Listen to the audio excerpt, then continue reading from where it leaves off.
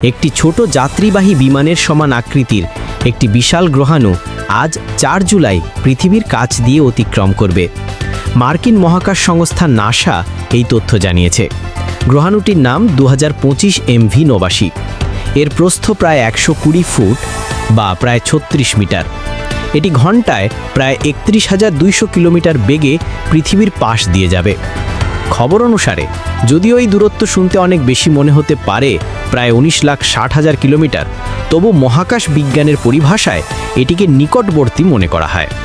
এই গ্রহাণুটি অ্যাথেন গ্রুপ নামের এক ধরনের গ্রহাণুর অন্তর্ভুক্ত, যাদের কক্ষপথ প্রায়ই পৃথিবীর কক্ষপথের সঙ্গে মিলে যায়, ফলে এগুলোকে বেশি সতর্কতার সঙ্গে পর্যবেক্ষণ করা হয়।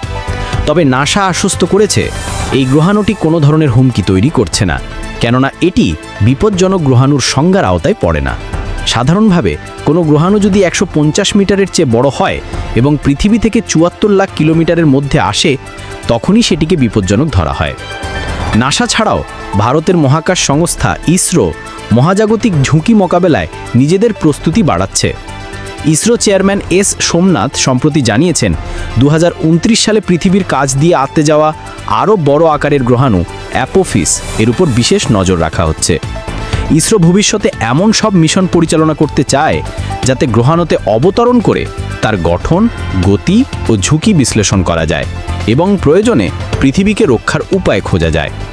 ডেস্ক রিপোর্ট, দৈনিক সংলাপ, ঢাকা।